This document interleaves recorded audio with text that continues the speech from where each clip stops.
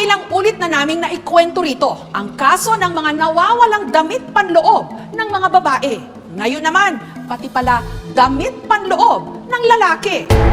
Palaisipan ngayon sa mga tiga-barangay pinaglabanan sa bayan ng Goa sa Camarines Sur ang kwento tungkol sa isang lalaki na sunod-sunod daw na nawalan ng kanyang mga brief. Sabi niyan po sa may sa loob yun, sa may tubig, malapit sa tubig. Matangas yung ilong niya tapos matangkad siya. Gwapo. Nakatext ko na po dati. Natunto ng aming team ang lalaking ito, si Rico.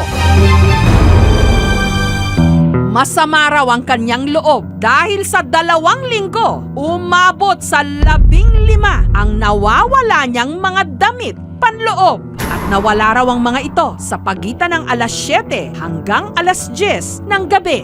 Isa-isa lang sir, pag naliligo ako, pag sinasampay ko, isa lang yung nawawala. Kada paligo ko, nawawala talaga yung mga brief ko sa labas. Hoy, sino mo na brief ko? Brief na lang, tinira pa oh. Kaya ngayon, natuto na raw siya ng leksyon. Sa loob ng bahay na lang siya nagsasampay. Yun nga lang, nasundan pa rin ito. Isang gabi, nung umuwi ako galing sa baryo, nawala yung isang brief ko, yung sinampay ko sa loob. Nung umuwi kami galing sa ilog, mga alas 10 ng gabi, yung 2 brief ko, dun sa nilalagyan ko, nawala din sir. Nakalak naman yung pinto, tsaka yung bintana. Sabi ko, hindi na to biro, may pumapasok talaga sa bahay namin. Mag-isa lang naninirahan si Rico sa kanyang kubo sa tabi ng ilog. Malayo ang pinakamalapit niyang kapitbahay. Pinakamalapit na ang ilang mga kasamahan niya sa pag-aani ng talong. Hindi rin naman daw mamahalin ang kanyang mga panloob. Kasi may mga tao talaga sir na tatawanan ka dahil sa luma mong brief. Ako, simple lang, pero di nila alam na ako'y nasasaktan. Hindi ako natutuwa. Bagamat tawang-tawa tiyak ang iba sa kanyang problema, si Rico hindi natutuwa. Kasi nung dati sir, lumang-luma yung mga brief ko. Kasi yung iba, lumalabas na yung mga galter. Nakailang bili ka na brief? 2 beses po sir, 130 ang tatlo. Ang pangalawa naman, 190 kasi 6 yun eh. Pero dahil nalimas ang lahat ng kanyang mga damit panloob, bumili ulit si Rico ng 6 pang bagong mga brief. At para raw masiguro na wala nang dedekwat sa mga ito, Kinalik ko lahat, yung pinto, bintana, tsaka yung lagayan ko ng brief. Paulit-ulit ko siyang inikot para hindi siya madaling masira. yon ang akala niya. Dahil pag-uwi niya, ito ang tumambad sa kanya. Ang nylon cord sa pintuan sa likuran ng bahay, pinutol. Pati na rin ang tali sa bintana. Pati ang lalagyan niya ng damit kung saan nakalagay ang 6 na bago niyang brief, pinutulan din ng lubid. Sa mga brief dito. Pagbukas ko, wala na. Wala na lahat. Isa na lang yung natira, yung suot ko. Pero wala naman daw ibang gamit na tinangay. Dito ko lahat nilagay, tsaka yung wallet ko. Pero hindi naman nawala yung pera. Talagang brief ko lang talaga ang pakay. Parang kinagat ng maliliit na ngipin. Kaya si Rico naghinala na ang may gawa nito hindi tao. Sa tingin ko talaga, maligno ang gumagawa nun. Nasundan niya ako, sir.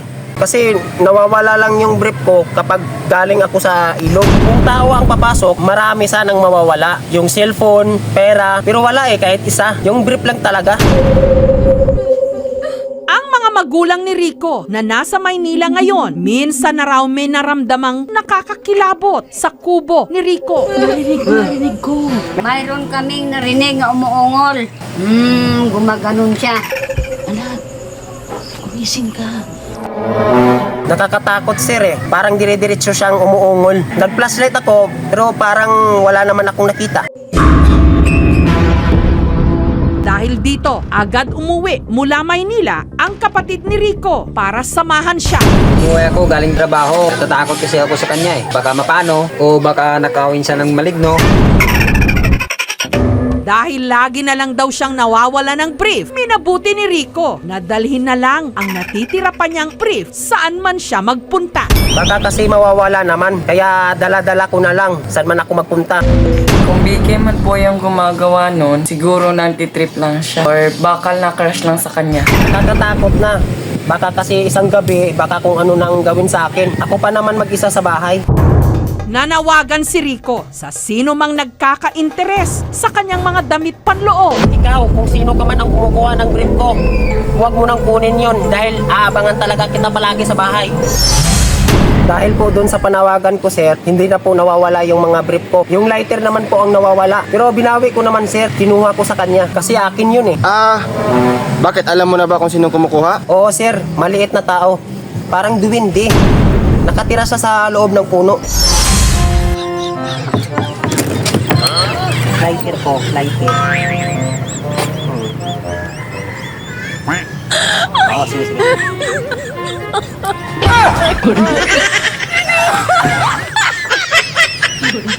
Okay. Thank you. Akin po. Tapos, ginamit ko na po yung lighter. Nagsindi po ako ng paputok, sir. Kaso, pumalpak ako. Nasabugan po ako.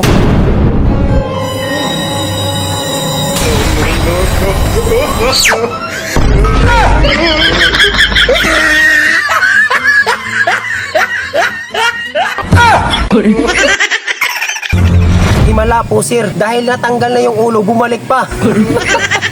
Hindi ko talaga alam, nakaya ko pala nun. Yung parang himala talaga, parang imposible. Tapos inulit ko pa, sir. Sinubukan ko ulit tanggalin yung ulo nung sumayaw ako. Pero, always fresh like body ng babali ng legs.